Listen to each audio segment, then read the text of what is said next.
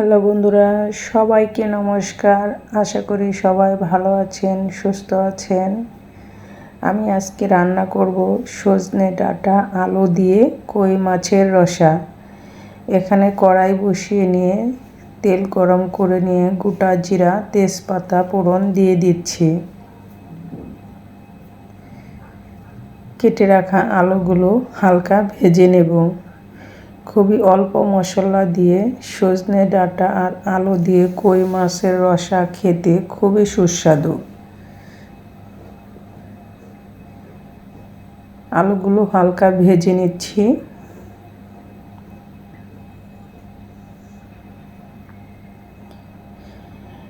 এদিকে আমি কই মাছ আর পাবদা মাছ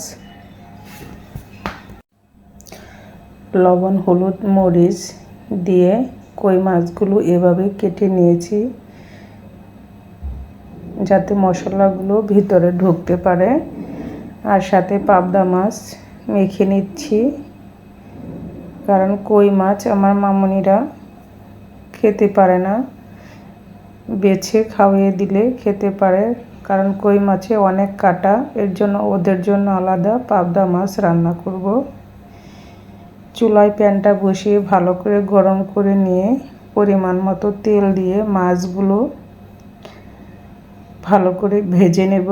কই মাছটা একটু কড়া করে ভেজে রসা রান্না করলে খেতে খুবই সুস্বাদু লাগে। আর এটা হচ্ছে চাষের কই মাছ, এর জন্য একটু ভালো করে ভেজে নেব। কেটে রাখা সজনে ডাঁটা দিয়ে দিলাম। আলুগুলো ভাজা হয়ে যাওয়ার পরে এখন আলুর সাথে কিছুটা সময় নেড়ে চেড়ে একটু কষিয়ে নেব।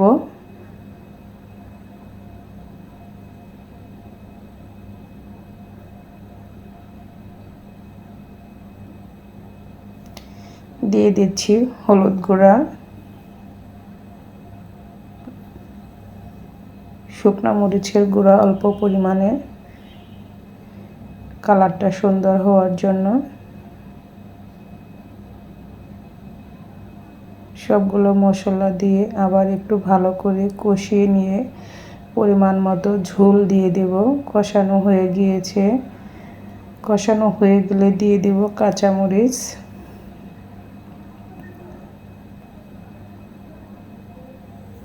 দিয়ে দিচ্ছি পরিমাণ মতো ঝোল।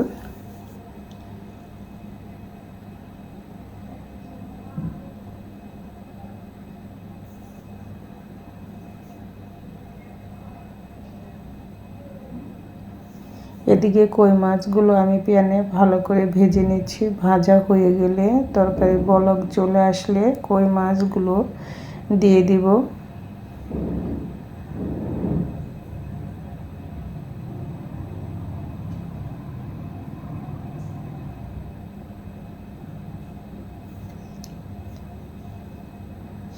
যে যেখান থেকে আমার ভিডিওটি দেখছেন সবাইকে অসংখ্য ধন্যবাদ। এই মুহূর্তে নতুন বন্ধু যারা আমার ভিডিওটি দেখতেছেন তাদেরকে সবাইকে অনুরোধ করছি, প্লিজ চ্যানেলটা সাবস্ক্রাইব করে লাইক, কমেন্ট, শেয়ার করে পাশে থাকবেন। আর পুরাতন বন্ধু তাদেরকে অসংখ্য ধন্যবাদ। আমি ডালের বড়ি দেব, সাথে ডালের বড়িগুলো হালকা ভেজে নিচ্ছি একটু বাদামি কালার করে। ডালের বড়িও দিয়ে দিব এখন।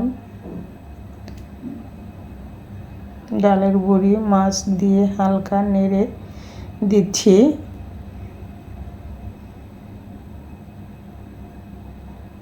অল্প মশলাতে এভাবে আলু দিয়ে ডালের বড়ি আর সজনে ডাঁটা দিয়ে পাতলা ঝোল খেতে খুবই সুস্বাদু। আলুগুলো সিদ্ধ হয়ে আসলে আমি চামচের সাহায্যে একটু ভেঙে দেব তরকারির ঝোলটা একটু গাঢ় হওয়ার জন্য। নামানোর আগে দিয়ে দিচ্ছি জিরা গুঁড়া।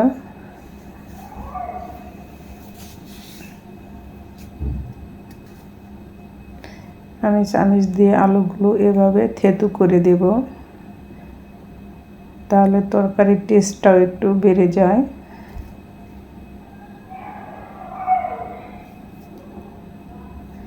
যদি আমার রান্নাটা ভালো লাগে প্লিজ আমার মতো ট্রাই করে দেখবেন, আর রান্নাটা কেমন হলো কমেন্টস করে জানাবেন। লাইক কমেন্টস করতে ভুলবেন না। ভিডিওটি দেখার শুরুতে একটা লাইক দিয়ে দিবেন।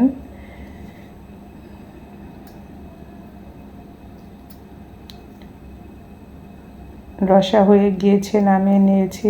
এখন প্যানে পাবদা মাছগুলো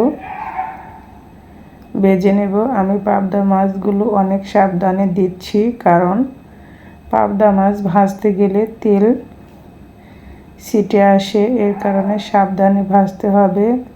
দিয়ে দিচ্ছি কালিজিরা ফোড়ন, গোটা কাঁচামরিচ,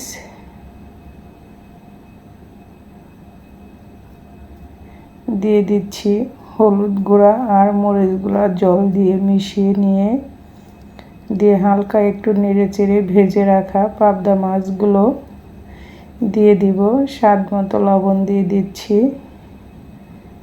খুবই অল্প উপকরণে শুধু কালিজিরা ফোড়ন আর কাঁচামরিচ ফোড়ন দিয়ে এভাবে রান্না করে খেতে খুবই সুস্বাদু।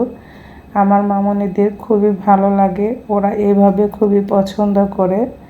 এর জন্য আমি ওদের জন্য এভাবে রান্না করে দিচ্ছি।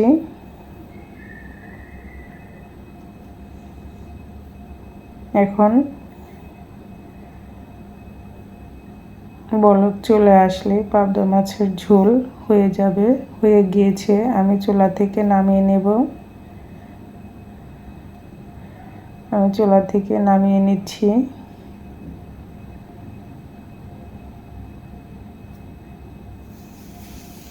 ঝটপট তৈরি হয়ে গেল পাবদা মাছের কালিজিরা ফোড়ন দিয়ে পাতলা ঝোল।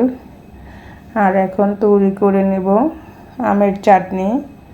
আমি প্যান গরম করে নিয়ে গোটা সরিষা দিয়ে হালকা একটু ভেজে নিয়ে এভাবে চামচ দিয়ে ভেঙে দিচ্ছি। সবগুলো সরষা এভাবে চামচ দিয়ে ভেঙে দিয়ে পরিমাণ মতো তেল দিয়ে দিচ্ছি।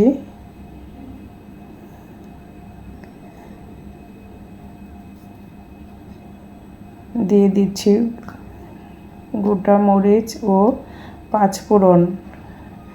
যখন সর্ষেগুলো ভেঙে দেব চুলার আঁচটা একটু কমিয়ে নিতে হবে, নয়তো পুড়ে যাবে। পাঁচফোড়ন ভাজা হয়ে আসলে দিয়ে দিচ্ছি কেটে রাখা কাঁচা আমগুলো দিয়ে এখন দিয়ে দিচ্ছি হলুদ গুঁড়া, অল্প পরিমাণ মরিচ গুঁড়া,